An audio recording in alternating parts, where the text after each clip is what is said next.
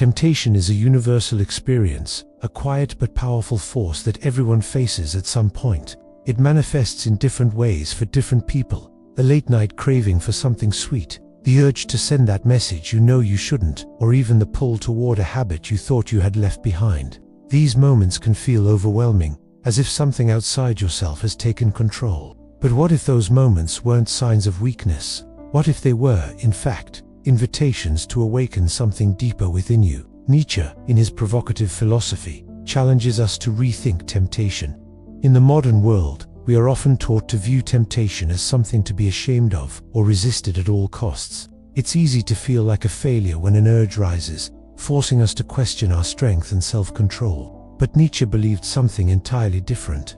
To him, temptation wasn't a flaw to be condemned. It was a signal, a message from within that beckons us to understand ourselves more deeply. What if temptation isn't the enemy we often think it is, but rather an opportunity for growth? Each time we face temptation, we are presented with a question. What is this urge really trying to tell me? Is it a desire for comfort, excitement, distraction, or something else entirely? These desires, no matter how impulsive or fleeting, carry information about our deepest longings. Nietzsche believed that it's not the presence of temptation that's the problem, but our refusal to understand it. By choosing curiosity over judgment, we begin to change our relationship with temptation. Rather than shaming ourselves for desiring, we can ask ourselves what's beneath the desire. Are we seeking pleasure, freedom, connection, or escape? What if every urge could become a window into our true needs, rather than a roadblock to self-control? In moments when temptation strikes, Nietzsche encourages us to pause, step back, and notice. We are not our desires. We are not our urges. By becoming the observer of our own experience, we gain a greater sense of control. The very act of observing, without reacting, is the first secret to self-mastery. This ability to observe without judgment, to detach from the impulse, and witness it pass without acting on it, is key to reclaiming your power. The tension between your desires and your ability to control them is the true battlefield. In this moment, you are given a choice, to react or to observe, to give in or to learn from the urge. Nietzsche didn't just suggest fighting temptation through sheer willpower. He saw willpower as a finite resource, something that could be drained over time. Instead, he encouraged a more profound approach understanding yourself. Not just your urges, but the deeper psychological drivers behind them. Willpower alone can only carry us so far, but when we begin to grasp the underlying reasons for our temptations, we gain access to a deeper reservoir of strength. Imagine this: the next time you're tempted, instead of just saying no, you ask yourself, what is this desire telling me about my deeper needs? Rather than battling the urge, you acknowledge it, understand it, and allow it to pass without acting on it. In doing so, you gain something far more valuable than simply resisting. You gain clarity, wisdom, and, ultimately, the power to shape your life, not in reaction to external forces, but through conscious choices that align with your true self. Temptation, as Nietzsche saw it, is not an enemy to fight, but a signal to heed. In modern society, we often think of temptation as something to hate, something we should resist with all our might. But Nietzsche's perspective flips this view on its head. He believed that temptation is not a curse to be ashamed of, but a messenger. When an urge rises within us, it's telling us something about our deepest desires, about needs we have yet to fully acknowledge. Consider this: when you feel the urge to indulge in something, be it food, a drink, or something more subtle, like a fleeting desire for approval, what if this impulse is not a failure, but a call to pay attention? Nietzsche argued that every urge is an invitation to understand something about our inner world. It's not about rejecting the temptation, but about questioning what it is trying to communicate. The first step toward mastering temptation is understanding that it is not a sign of weakness or a moral failing. Instead, it's a part of our nature, an aspect of who we are. Our desires, urges, and cravings are not our enemies. In fact, Nietzsche wrote, "There is more wisdom in your body than in your deepest philosophy." What if, instead of shying away from our temptations, we listen to them more closely? What if, rather than fighting the desire for comfort or escape, at the heart of temptation lies a battle, the part of us that craves and the part of us that seeks control?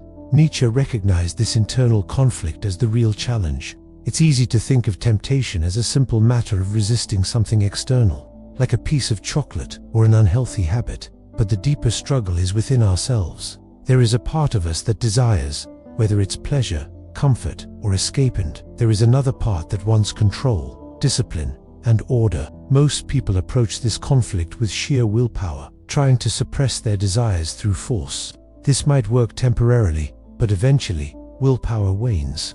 In times of stress, loneliness, or fatigue, it becomes harder to summon the energy to fight those urges. Nietzsche understood this. He didn't believe willpower was the answer, at least, not in the way we often think of it. True strength doesn't come from brute force. It comes from understanding the nature of the struggle. When you try to resist temptation purely with willpower, you are setting yourself up for failure. Nietzsche's philosophy isn't about resisting urges indefinitely, but understanding why those urges exist in the first place. If you can gain insight into your impulses, why you want what you want, where your limits lie, and what they represent, you begin to shift the battle. You are no longer a passive participant in the struggle. Instead, you become an active observer of your own mind. You can step back from the tension, and from that vantage point, make more informed choices. Nietzsche suggested that true freedom isn't about forcing yourself to say no to temptation. It's about knowing yourself deeply enough to understand the deeper forces at play. The next time you find yourself struggling with a temptation, pause and ask yourself, what is this urge really about? Is it about pleasure, boredom, loneliness, or something else? When you start to understand the nature of your own desires, you gain an extraordinary power, the power to make conscious, thoughtful choices. The power of observation is one of Nietzsche's most potent tools for self-mastery. Most people act impulsively when faced with temptation, reacting to the desire rather than pausing to reflect. Nietzsche, however, suggested a different approach, an approach that begins with observing the urge without immediately acting on it. When you feel tempted, the first step is not to resist, but to notice. By becoming the observer, you step out of the situation, creating a space between yourself and the impulse. This simple act of noticing can break the spell. Rather than being consumed by the urge, you separate yourself from it. You are no longer your desires. You are the one who observes them. This might sound trivial, but it's incredibly powerful. When you simply notice the feeling of temptation, you gain distance from it. You see that the urge, like all feelings, is transient. It will come, peak, and then fade, often without you needing to do anything at all. In this space of observation, you regain control. You are no longer a victim of your impulses. You are an active participant in your own decision. Nietzsche understood that the true battle isn't about resisting desires, but about becoming conscious of them. When you are conscious of your urges, they no longer control you. Instead, you control how you respond to them. This separation between desire and action is one of the cornerstones of Nietzsche's philosophy. By learning to observe your urges without reacting, you unlock a deeper freedom, one that is not dependent on willpower alone, but on self-awareness and conscious choice. The next time you feel temptation rise within you, practice this simple act of observation. Notice the urge. Watch how it develops, peaks, and often fades. Step back and remind yourself, you do not have to act on it. You are the one who chooses how to respond. Nietzsche was known for his rebellious spirit, his refusal to accept the rules imposed by society without question. This rebelliousness extended to his understanding of temptation. He saw temptation rather than resisting temptation through sheer force. Nietzsche suggested we channel our rebellious energy into something productive, something creative, or bold. This idea is rooted in Nietzsche's belief that the energy we often waste resisting temptation can be redirected into personal growth and creative expression. Think about it. How often do we feel rebellious against a boss, a partner, or societal expectations, and use that energy to rebel in ways that don't serve us? Whether it's a desire to break a promise or indulge in something we know is harmful, we often find ourselves fighting against the very rules we've set for ourselves. Nietzsche proposed a different way of using this energy. Channel it into something productive, something that aligns with your deeper values. When you feel the urge to give in to temptation, instead of battling it head-on, try redirecting that energy into a creative project, a physical activity, or a challenge. Use your rebellion to fuel something positive. Run, draw, create, or even engage in a meaningful conversation. By doing so, you redirect your defiance into something that helps you grow rather than something that causes harm. Nietzsche's idea here is powerful.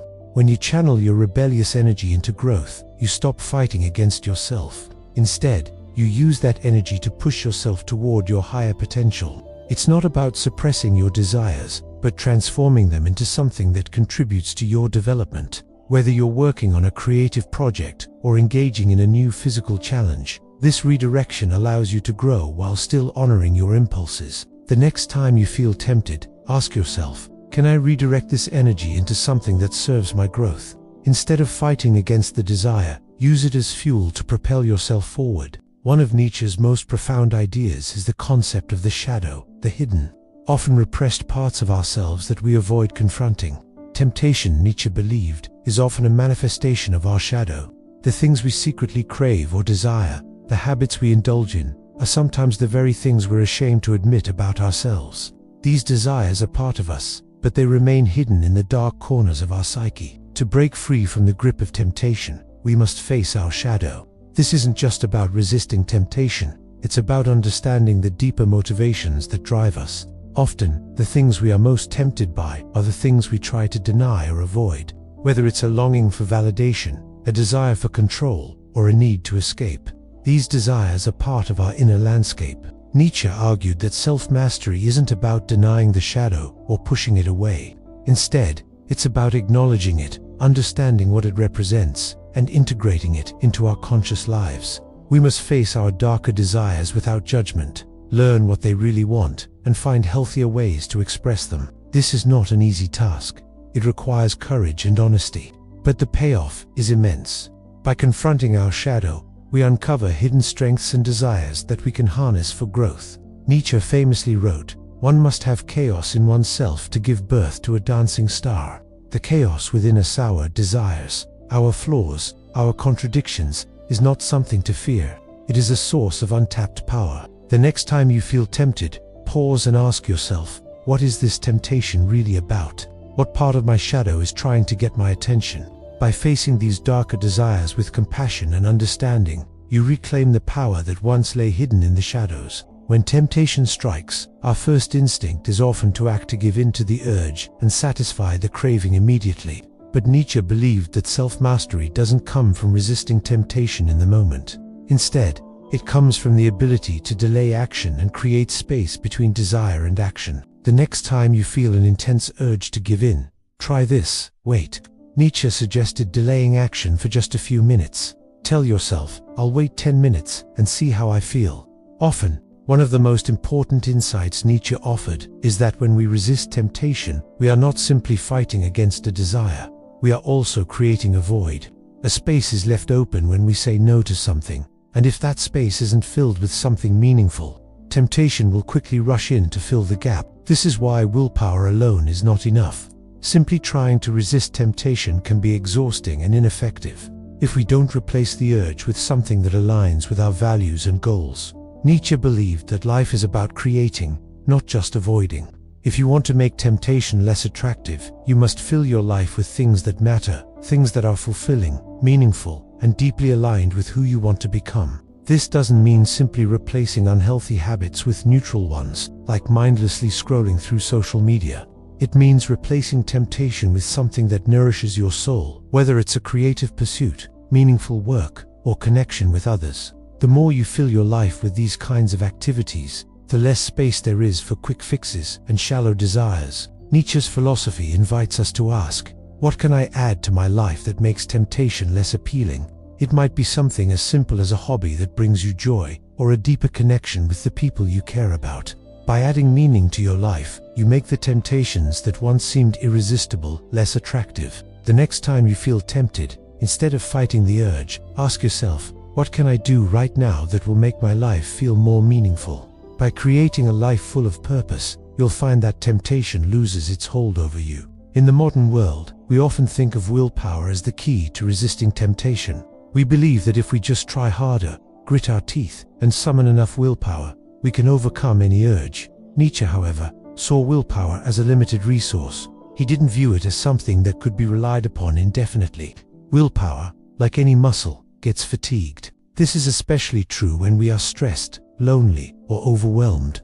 In these moments, our willpower is at its weakest, and temptation can seem even more powerful. Nietzsche understood this and argued that true self-mastery doesn't come from endless, willpower, but from a deeper understanding of ourselves and our limits. Willpower is a tool, but it's not your only tool. Nietzsche believed that true freedom comes from designing a life that helps, rather than sabotages, our success. This might mean changing your environment, avoiding triggers, or planning ahead so that you're not making tough decisions when you're at your weakest. For example, if you're trying to resist unhealthy foods, it may help to keep them out of your house entirely, so you're not tempted when your willpower is low. Rather than relying solely on willpower, Nietzsche urged us to create a structure in our lives that supports our goals. Willpower alone may not be enough, but when we set ourselves up for success by shaping our environment, we give ourselves a better chance at overcoming temptation. The next time you feel tempted, ask yourself, is this an area where I need more willpower, or do I need to change my environment or routine to make it easier to succeed? When temptation wins, it's common to react with self-loathing. We tell ourselves we are weak, lazy, or broken. We fall into the trap of thinking that our failures define us. Nietzsche, however, rejected this approach entirely. He didn't believe that falling into temptation meant we were weak or unworthy. Instead, he saw the act of self-loathing as yet another trap, one that keeps us stuck in a cycle of guilt and shame. Nietzsche believed that the real power comes from self-compassion, the courage to forgive yourself and look honestly at what happened. When you give in to temptation, pause. Rather than beating yourself up, ask yourself, what was I really? Nietzsche understood that a structured life, grounded in meaningful rituals, could help us resist temptation more effectively than relying solely on willpower. Rituals create stability, grounding us in what truly matters and offering us a sense of purpose. Without structure, we are more vulnerable to the whims of our desires, and temptation can feel overpowering. Nietzsche didn't see ritual as a means of restriction or control. He saw it as a way to shape our lives, to bring order to the chaos of temptation. When we create routines that align with our deepest values, we build an internal fortress that helps us withstand temptation.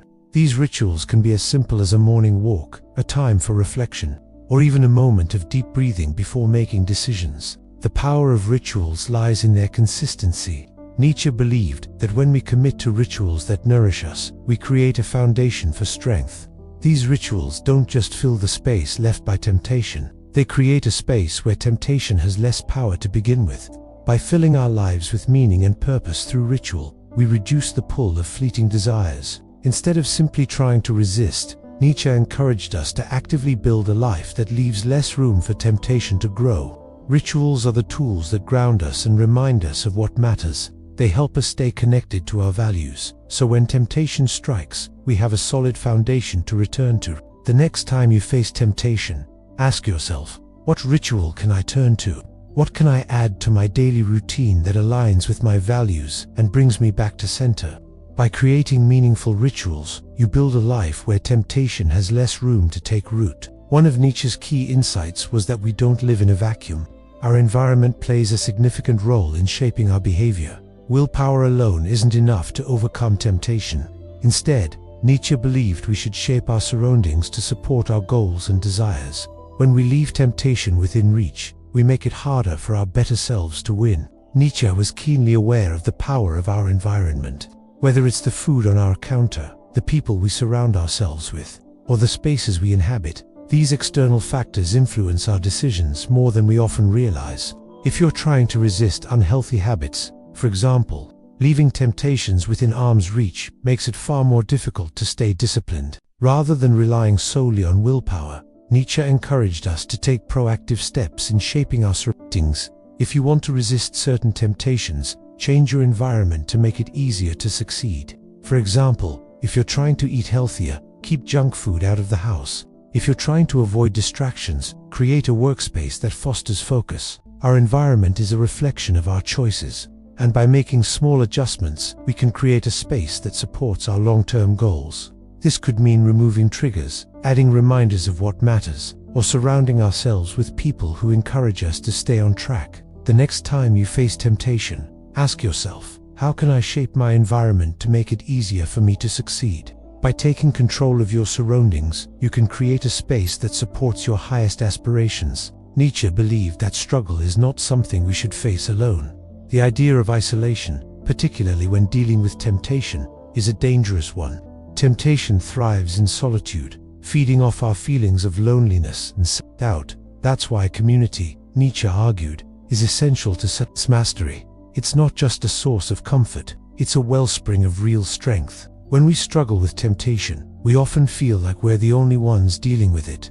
We might be ashamed of our desires or fears, thinking that others don't. Nietzsche saw struggle not as something to avoid, but as the birthplace of meaning. Every time we face temptation, we have an opportunity to ask ourselves, what is this struggle teaching me? Nietzsche believed that the process of confronting temptation and overcoming it could reveal deeper truths about who we are and what we truly value. Temptation, in his view, isn't an enemy, it's a teacher. Every urge, every craving, every moment of weakness is an invitation to learn more about ourselves, our needs, our limits, and our desires. When we face these moments with curiosity, rather than shame, we unlock new layers of understanding. This isn't to say that struggle is easy, it's hard, but Nietzsche's philosophy teaches us that it's precisely in these challenging moments that we find our strength. The more we lean into struggle, the more we learn to navigate life's challenges with grace and resilience. Every time we overcome temptation, we grow. And that growth isn't just in terms of willpower, it's in our understanding of ourselves and our ability to shape our own story. The next time you face temptation, pause and ask, what is this struggle teaching me? What can I learn about myself by facing this challenge? Rather than avoiding temptation, embrace it as an opportunity for growth. Meaning isn't found in avoiding struggle, but in learning from it. Self-awareness is one of the most powerful tools for overcoming temptation. Nietzsche believed that true freedom begins when we become conscious of our own impulses, desires, and triggers. So much of our lives are driven by unconscious urges that we act on without questioning. But when we slow down and bring awareness to our internal world, we begin to see temptation for what it is, a fleeting urge, not a dictate of our character. The key to mastering temptation isn't about repressing desires, it's about becoming aware of them. When we notice an urge arising, we can observe it without judgment and choose how to respond. This awareness allows us to step back and see that the desire is temporary, it doesn't define us, and it doesn't have to control us. Nietzsche's insight into self-awareness is revolutionary. Most people react to temptation without thinking. We simply give in, swept along by our desires. But self-awareness allows us to break the cycle. By becoming conscious of our urges, we regain control. We are no longer slaves to our impulses. We are active participants in our own decision-making process. The next time you feel tempted, practice this. Pause and notice the feeling without acting on it. Observe the urge as if you were watching someone else. You'll find that by becoming aware, you gain a sense of distance from the temptation, and it loses its power over you. Nietzsche believed that one of the best ways to reduce the pull of temptation was to fill our lives with purpose. When we are living in alignment with our deepest values, temptation loses its power. The more meaningful our lives become, the less room there is for fleeting desires that offer only temporary satisfaction. Temptation often arises when we feel disconnected from our purpose, when we're bored, stressed, or seeking an escape from the challenges we face. But when our lives are filled with meaning, whether through work, relationships, or personal growth, temptation loses its appeal. Nietzsche saw life as a creative project, something to be shaped with intention. He believed that the more we invest in creating a life that aligns with our values, the less space there is for desires that distract us from our true path. This doesn't mean we need to be perfect or immune to temptation. It means that we need to focus on building a life that matters, one that is rich with purpose and meaning. When we are clear on our values and goals, temptations that once seemed irresistible begin to lose their power. The next time you feel tempted, ask yourself, what can I do today to add more meaning to my life? How can I make my day more aligned with my values and goals? By crafting a life full of purpose, you create a foundation that makes temptation less appealing. In Nietzsche's view, the path to real strength doesn't lie in perfection. It lies in how we face our failures. Temptation is not an ultimate test of our character, nor is it a measure of our worth. It is simply a part of life, an opportunity for growth and learning. When we give in to temptation, we often react by judging ourselves harshly. We feel like we've failed, that we're weak, or that we've lost control. But Nietzsche's perspective encourages us to see things differently. Failure, he believed, is not something to fear, it is something to embrace. Every time we stumble, we gain valuable insight into our weaknesses, our limits, and, more importantly, our potential for growth. Nietzsche's philosophy teaches us that real strength comes not from never failing, but from learning how to rise after each fall. It is in the moments of struggle that we discover what we are made of. Real strength is not about avoiding temptation or resisting every urge. It's about how we handle those moments when we do fall. When temptation wins, we don't need to fall into self-loathing or shame. Instead, we can ask ourselves, what did I learn from this? How can I use this experience to grow stronger? When we start to view every temptation, every failure, as an opportunity to grow, we no longer see them as obstacles, but as stepping stones. Strength is built through the process of facing challenges, not avoiding them. The next time you face temptation, remember this: it's not the failure that defines you, it's how you rise from it.